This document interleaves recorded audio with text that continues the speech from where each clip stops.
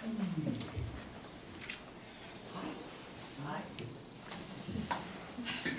I got it. So, last time I was here, we began this process of talking about building the future. And in fact, we are always building the future. The difficulty is most of the time we're doing it totally unconsciously. We are constantly bringing together the pieces and making the next step and putting together possibilities and opening ourselves or closing off our awareness.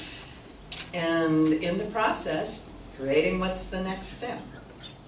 One of the things that scientists say about what's going on while we're sleeping is that whatever we have been focusing on in the last 45 minutes or so before we go to sleep is what the subconscious takes as what it's going to use to create the next steps in our lives. Please don't watch the 11 o'clock news.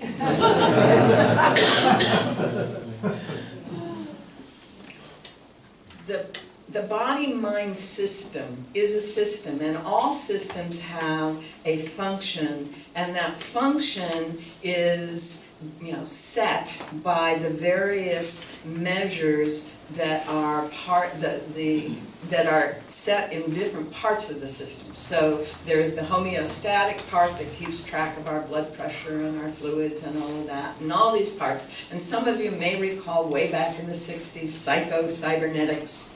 Yeah. Well, I was a student of cybernetics. Actually, I have a master's degree in cybernetics, and my interest is in individuals and cultures, not in computers and rockets. So, so I've been applying cybernetic principles in this kind of environment for a very long time. And one of the people who helped us to understand that, actually two, were a couple, Kenneth and Elise Boulding, who were at the University of Colorado, and some of you are familiar with that part of the world. And Elise had discovered that there was a Dutchman named Polak who had written a book called The Image in Dutch, and she heard something about it, so she learned Dutch so she could translate it into American. Polak's The Image is a very powerful, powerful thing because it tells us that the whole body-mind system is guided by the image we hold of who and what we are and what the world is. The whole system. All of the physical stuff, all of the emotional stuff, everything is guided by that image. And it lays out some of the theory and supporting evidence for that. Well, Elise's husband, Kenneth, founded the Society for General Systems Research, which I had the honor to be on the board of for a few years. And when he was doing so, what he was trying to help us to do, he was an economist, she was a sociologist, so he was trying to help us understand that process by which that image guides our individual development and action and being in the moment also applies to the larger system, the social system, the economic system. So our image of what is going on is what is driving the overall thing. I think you see where I'm going here. Last time I was here, we talked about disequilibrium. We talked about things are going along fine, they're going along fine, they're going along fine, and suddenly they don't feel right. And sometimes you can put your finger on it, and sometimes you can't. You just know it's not what it was. I don't know why, right? That's the felt disequilibrium that is the beginning of the change process in every system.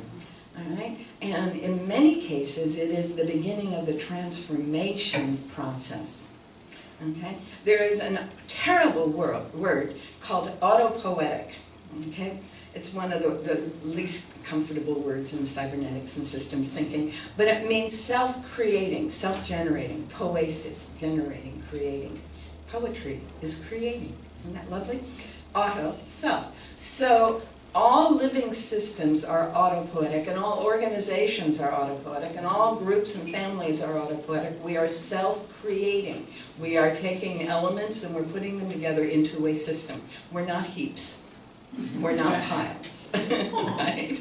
Right? We are systems. We have a form and a function, and the form is related to the function because that image in our situation as humans, that image of who and what we are, is driving the whole to align itself onto that. Make sense? Great. Self-generating systems are very important. They're essential. They are being living systems. But what I've discovered is that we're entering into a period where systems are not only self-generating, they are self-transforming. They are self-transforming. And they do that by changing the image.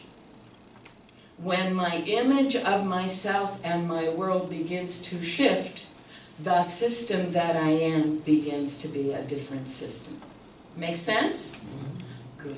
All right, so the problem here is that most of us have been handed an image.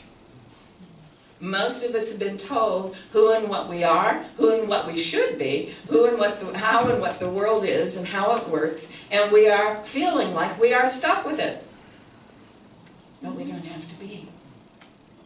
Isn't that wonderful? We do not have to be stuck with what the world is telling us, who and what we are, and how and what the world is. And when we wake up to that, then we become self-transforming. And there are some people who said that is what enlightenment is. Realizing I am not stuck with what I was told I had to be. And that I have the capacity to change that. If we look at the history of the mystery schools, what we see is an attempt in an urbanized empire culture to hang on to the processes that are common in indigenous earth-centered cultures, shamanic cultures. The mystery schools are the places where people were given the opportunity to step outside of the role that they were handed, to step outside of the structures they thought things had to be. So in the mystery schools, they're given a little bit of this, and then a little bit of that, and then a little bit of this, as much as they can handle. Very much the way the shaman trains his apprentice. You know, whatever you're ready for. Those of you who read Carlos Castaneda remember how Don Juan would give the poor guy what he needed, and sometimes it was a pretty heavy 2x4. But and yeah, that kind of process is what the mystery schools were about. In the Middle Ages, that happened through the monasteries. And in post-Middle Age, Renaissance and Enlightenment and etc. eras that we've been living for the last 400 or 500 years, it's gotten lost. We got bits and pieces in certain liberal arts schools, bits and pieces in some monasteries. And what happened in the 1960s, 70s, and 80s is that people from other countries, where they held on to that capacity to move into other awareness, came into this country, came into Europe, came into Western civilization, and started teaching us again. And that's part of why I'm so glad we've got a Soto Zen Center happening here. Because that's part of that shift. It's, you know, you stop saying and repeating over and over again that same image. Stop. Enter into the silence. And you begin to discover a new image. So what would you like it to be? What would you like yourself and your world to be? We have not only the right but the responsibility as self-transforming entities, systems, to do and choose that which is our deepest, greatest joy. That's us. What would that feel like? What would the world be like if it was everything you wished it could be? What would we be like, individually and collectively? What would Futh be like if it was everything we could ask for?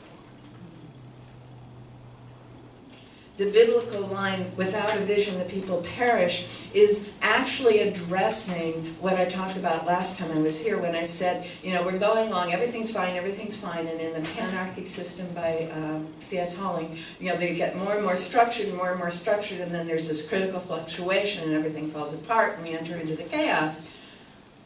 And the chaos can be very easy. It doesn't have to be hard. It's hard if you hang on to the past. It's easy if you're focused on the future. What are the seeds that want to be expressed. And those seeds are our heart's desires. They are the things that we have only slightly, maybe occasionally, dared to hope for. What can you dare to hope for? Because if you don't have a vision of possibility, you get stuck in the chaos. And that's, I think, if I were a conspiracy theory person, I'd say someone's working to make sure we get stuck in the chaos in this world. Because it sure looks like that sometimes, right? But I think more, it's people haven't been given the opportunity or haven't taken the opportunity to stop focusing on what it was they were told they had to be long enough to say, oh, this is an opportunity to become what I've longed to be. This is an opportunity to shape my life, my world, my family, my children's experience, my community, in the way that my heart has always longed to be. There's a song by a wonderful songwriter, Daniel Namad, or Namad, he says, in which he says, I want that one. I want that world. I want the world that is as easily as described, or is so easily described by children. So easily described by children. Isn't that marvelous?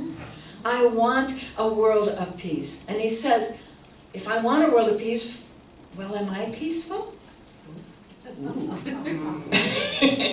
Yeah, I want a world filled with joy and laughter. Well, am I choosing that?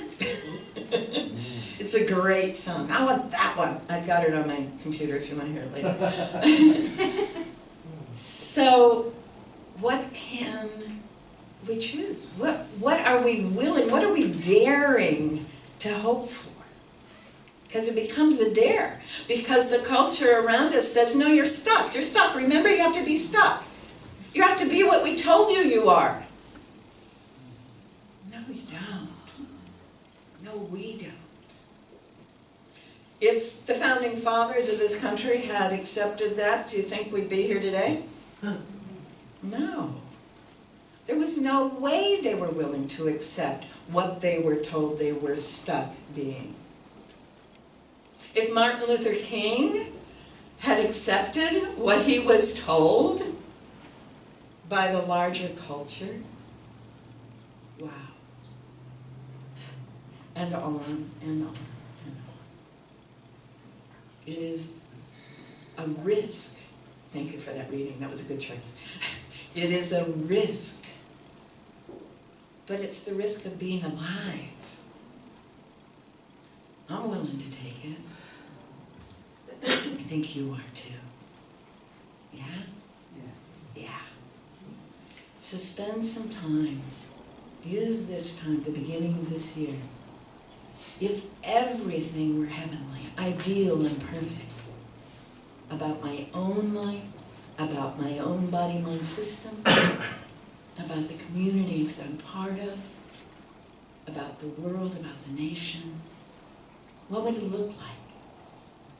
How would it feel? This is a feeling universe. It responds to what we feel. There's that line in the reading, what we feel, we know.